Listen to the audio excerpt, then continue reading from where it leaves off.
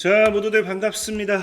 강태공입니다. 자, 금요일은 버핏 형도 직접 선택한 유리기판 관련되어 있는 모멘텀의 수혜주 어떤 종목을 또 소개시켜 드릴지는 오늘 방송을 끝까지 잘 따라오시면 되겠다라고 좀 말씀드리면서 오늘 방송 시작해 보도록 하겠습니다.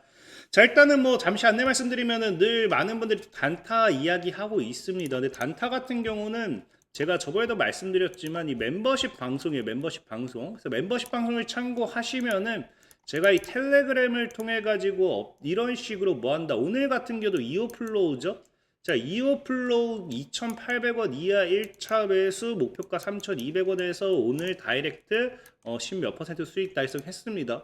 자, 그리고 오늘 장에 또 이제 상한가 간 종목이 이제 버넥트라는 종목이 있어요. 버넥트.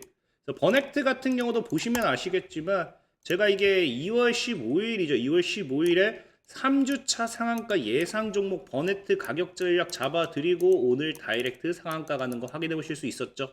그래서 만약에 단타가 필요하다 하시는 분들, 매수 매도 사인까지 필요하시다 하시는 분들은 멤버십 방송을 참고하시고요.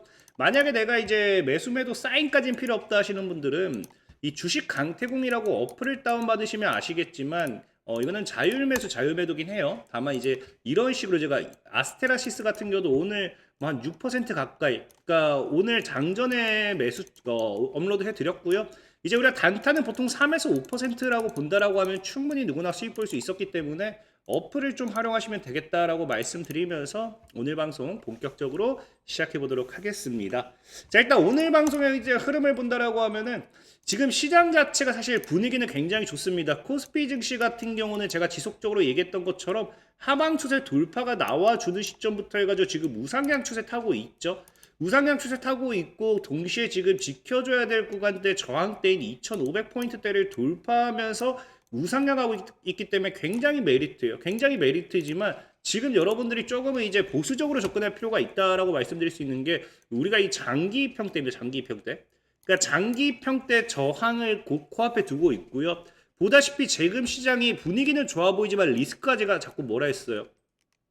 기관 물량으로서 끌어올리지 외국인들은 계속해서 뭐하고 있다. 엑시트하고 있다고 말씀드렸죠. 그러다 보니까 지금 앞으로 향후 코스피 지수가 약 한 2650포인트를 뚫는지를 봐야 되고 이 구간대를 뚫지 못한다고 하면 다시 조정에 들어올 확률도 큽니다. 그래서 그런 부분을 보시면서 좀 지금 시장 대응하시면 되겠다라고 좀 말씀을 드리고 싶고, 자, 그럼 오늘 이제 본격적으로 우리가 유리기판을 봐야 되는 이유는 무엇인가를 또 놓고 본다라고 하면은 사실 유리기판 관련돼서는 지금 시장에서 이슈가 굉장히 많이 되고 있는 부분이에요. 여러분들도 알다시피 최근에 이제 반도체 관련된 섹터들이라든지 이런 것들의 미래 전망과 함께 지금 유리기판 관련되어 있는 부분들이 굉장히 많이 뜨고 있죠. 게임 체인저다라고 하면서.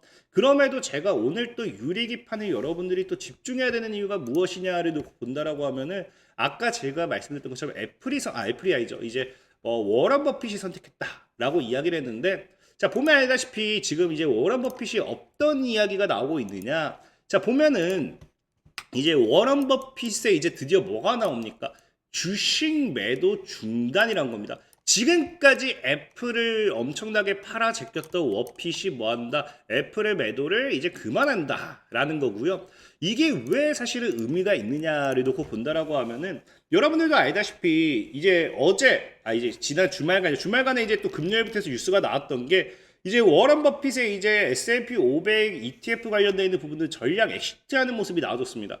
그러니까 지금 미국 증시 같은 경우도 어느 정도 고평가가 되어 있다는 판단하에 엑시트 흐름을 나타내고 있는데 그 와중에도 뭐했다? 애플만큼은 이제 기존에 오히려 더 거세게 매도했던 애플은 매도를 멈췄다라는 겁니다. 그러다 보니까 이는 분명 향후 애플에 대한 어떤 모멘텀이 나와줄 확률이 굉장히 높지 않나라고 생각해 보는 거고, 여기서 우리가 생각해 봤을 때 지금 앞서 얘기했던 것처럼 애플 같은 경우는 AI에 있어서 굉장히 뒤처져 있는 상황입니다. 그러다 보니까 오히려 애플이 지금 AI 관련되는 투자 모멘텀 뭐 지속적으로 나오고 있긴 했지만 여기에 대한 어떤 결과물 이런 것들이 나오지 않을까에 대한 부분을 쉽게 생각해 볼 수 있는 거고요. 실질적으로 여기에 있어서 지금 당장 또 뉴스가 나왔던 게 뭐가 나오느냐 보면 알겠지만 애플의 이제 비전 프로가 AI 기능을 탑재할 예정이라는 거겠죠. 그러니까 사실상에 이게 이제 2월 19일 당장 이틀 뒤면은 이제 애플이 또 뭐 발표를 한다라고 이제 팀 쿡이 이제 트위터에 올렸죠. 발표를 한다 했기 때문에 여기에 있어서 애플이라는 기업이 또 AI 관련돼 있는 모멘텀이 시장에 나오지 않을까가 사실은 워런 버핏이 바라보는 시선 중에 하나지 않나라고 좀 생각을 해보고 있고, 그럼 여기에 있어서 왜 앞으로 지금 뭐가 되느냐, 유리기판이 떠오를 수밖에 없느냐를 놓고 본다라고 하면은, 사실 이제 이 애플 자체만, 이제 애플 자체만이 그 AI에 뭐 비전 프로를 투자한다, 비전 프로에 AI를 탑재한다 뭐 이런 게 아니라, 여러분들도 알다시피 지금 시장 자체가 애플이 이런 이 비전 프로에 대한 AI 탑재 이야기가 나오니까 지금 삼성이라든지 뭐 한다, 이 구글이라든지 다양한 빅테크 기업들, 메타까지도 해가지고 빅테크 기업들이 이 XR 대전에 이제 참전하겠다라고 하면서 이 XR 대전 경쟁이 시장에서 후끈해지는 그런 흐름입니다. 근데 여기서 이제 유리기판이 당연히 뜰 수밖에 없는 게 뭐냐를 놓고 본다라고 하면은, 비전 프로 같은 경우가 그 맨 처음에 이제 작년에 출시됐을 때 계속 논란이었던 게 뭐냐, 너무 비싸요. 말도 안 되게 비쌉니다. 그러니까 실질적으로 지금 삼성 디스플레이라든지 이 기업들이 투자하는 게 뭐에 대한 투자란다, 유리기판 기반 마이크로 OLED 사업을 추진하겠다. 그래서 지금 애플 비전 프로가 지금 과거 출시됐을 때 너무 비쌌기 때문에 이것 때문에 오히려 업계에 마이크로 OLED 경쟁으로 일으켰던 부분이고, 보다시피 과거 비전 프로 전체 원가의 약 50%를 누가 차지해요? 이 패널, 그 패널이 차지하기 때문에 이거를 유리기판 기반으로서 바꾸기 위한 삼성 디스플레이라든지 다양한 이제 OLED 관련되는 기업들이 XR기기 대중화하기 위해서 뭐 해야 된다? 가격을 낮춰야 되고, 여기에 있어서 오히려 유리기판 기반으로서의 이런 투자 모멘텀이 나와주는 거예요. 그럼 오히려 이제 XR 관련되어 있는 AR, VR 이런 증강현실 관련되어 있는 시장의 규모 속에서 유리기판 기반 관련되어 있는 마이크로 OLED 관련되어 있는 시장이 또 성장할 수밖에 없기 때문에 이 역시도 뭐가 된다? 유리기판 관련되어 있는 섹터의 수혜가 될 수밖에 없다라는 거예요. 물론 이렇게 이야기하면은 많은 분들이 아니 반도체 유리기판과 일반 그 이제 그 증강현실 뭐 XR 헤드셋의 유리기판은 다르잖아요 라고 생각할 수도 있어요. 맞습니다. 분명히 달라요. 실질적으로 보면 알겠지만, 자, 현재 XR 헤드셋용 유리기판과 반도체용 유리기판을 비교해 본다라고 하면요, 요구하는 특성도 다릅니다. 반도체용 같은 경우 초고밀도 배선이 가능해야 되고 저유전율이 돼야 되는 부분이고요. XR 헤드셋은 빛의 반사라든지 굴절 조절이 가능해야 돼요. 제조 공정도 분명히 다른 부분이고요. 두께도 다른 부분이에요. 회로 연결에 있어서도 뭐 이런 부분도 다르고요. 사용 목적 자체도 달라요. 사용 목적 자체도 다르기 때문에 사실상 이제 여러분들이 만약에 그렇게 이야기한다고 하면은 XR 헤드셋용 유리기판과 반도체용 유리기판은 분명히 다르다라고 이야기는 할 수 있어요. 근데 문제는 뭐냐고 하면은 이 어쨌든 사용 목적이라든지 이런 모든 것들이 다를 수는 있겠지만 유리 가공이라는 부분이 이제 겹치는 부분이기 때문에 이 유리기판을 생산하는 업체들로 해서는 굳이 어느 한 가지를 선택해야 될 이유는 없다라는 거예요. 그러니까 이 모든 공정을 봤을 때 두 가지 모두 선택해서 채택하는 게 뭐다? 상대적으로 유리할 수밖에 없는 시장이라는 겁니다. 없는 상황인 거고요. 그래서 시장 규모만 놓고 본다 하더라도 많은 분들이 아니 반도체 유리기판이나 봐야지 무슨 XR 증강현실 유리기판이냐라고 할 수 있는데, 사실상 시장 규모만 여러분들이 놓고 본다 하더라도 어떻습니까? 자, 글로벌 XR 시장은 급성장하고 있고요. 그래서 전 세계 XR 산업시장 규모를 봤을 때는 2023년도가 약 190조 원의 시장 규모였고요. 2032년도가 약 2470조로서 앞으로 못해도 뭐한다? 약 13배는 시장의 규모가 더 성장할 것으로 전망해요.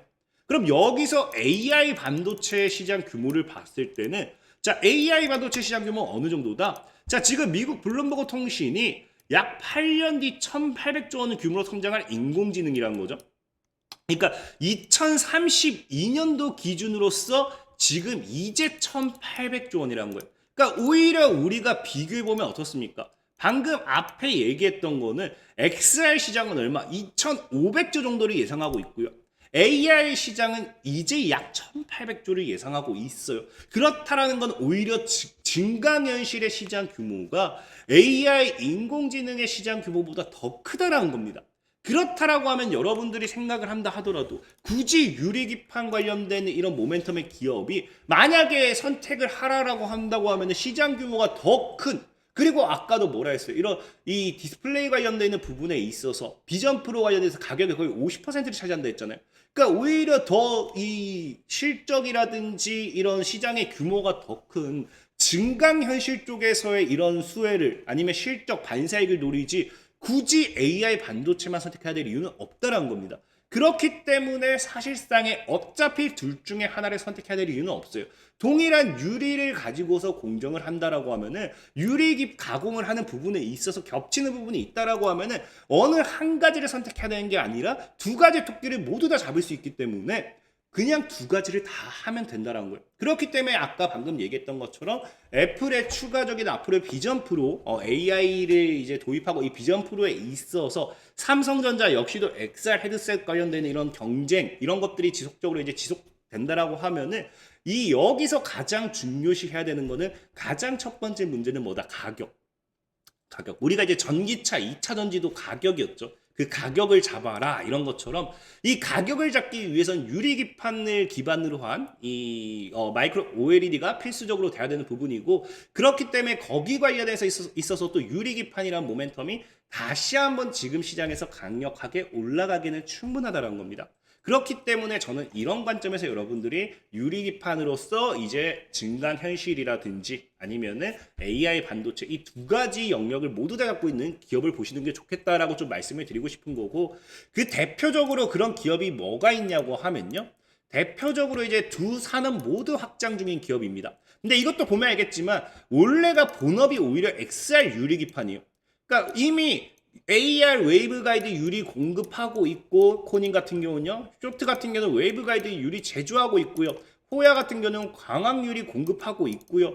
아사히 글라스 같은 경우는 AR, VR용 초박형 유리를 이제 생산하고 있습니다. 근데 보면 뭐 하고 있어요? 지금 이제 이런 기존에 이제 증강현실 관련되는 유리기판을 하던 기업이 굳이 이것만 해야 될 이유는 없다라는 거겠죠. 그러니까 아까 얘기했던 것처럼 뭐 한다? 반도체용 유리기판 연구를 코닝이 하고 있고요. 쇼트 같은 경우는 TGV 기술을 연구하고 있고요. 호야 같은 경우도 반도체용 유리기판 연구하고 있고요. 아사히 글라스도 유리기판 기술 개발하고 있다는 거예요. 그러니까 지금 이미 일부 기업들은요. XR과 반도체용 유리기판을 동시에 연구한다든지 및 생산하고 있다는 겁니다. 그러니까 아까 앞서 얘기했던 것처럼 굳이 하나만 선택해야 될 이유는 없다라는 겁니다. 그래서 그런 관점에서 봤을 때 어차피 우리가 유리기판이라는 걸 본다라고 하면은 이런 두 가지를 모두 다 잡고 가는 게 좋아요. 근데 이제 여기서 우리가 매수를 할 종목을 찾는다라고 하면은 코닝 같은 경우는 미국 기업이고요. 이제 쇼트 같은 경우는 독일 기업인데 아예 상장조차도 안 됐습니다. 호야라든지 아사히 글라스 같은 경우는 이름에서도 느껴지겠지만 일본 기업이죠. 일본 기업. 그래서 일본 기업으로서 이제 일본 시장에 상장이 되어 있고요. 그러니까 사실 우리가 지금 매수를 하기에는 다 이제 외국계 기업이란 거예요. 그러다 보니까 그럼 우리가 여기서 굳이 매수를 하고자 한다고 하면 무엇을 매수할 수 있을까를 봤을 때는 제가 예전에도 한번 이야기했어요. 바로 이제 JT라는 기업.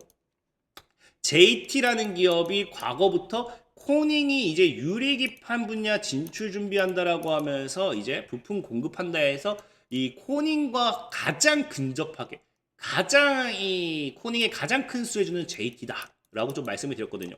그래서 앞으로 코닝이라는 기업이 이제 아까 얘기했다시피 XR 시장이 되었던지 여기 플러스 AI 반도체에서 유리기판까지 같이 먹는다라고 하면은 여기 가장 큰 국내 수혜주는 JT가 될 수밖에 없겠다라고 좀 말씀드리고 싶고 또 최근에 이제 이 반도체 시장에서 CXL이 엄청 떠오른다 했죠. 근데 JT 같은 경우는 뭐 한다? 삼성전자가 과거에도 CXL에 상표 출원 등록했다라고 하면서 여기 관련되어 있는 반사익 수혜주로서 CXL 반사익으로도 올랐던 게 JT라는 기업이에요.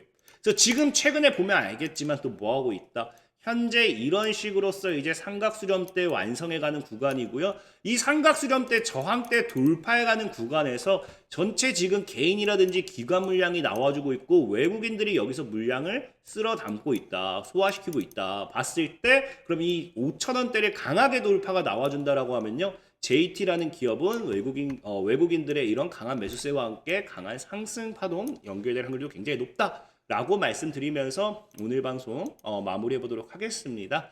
자, 지금까지 강태공이었고요. 여러분들의 좋아요, 구독하기, 댓글까지는 너무나 많은 힘이 된다 말씀드리면서 자, 모두들 안녕.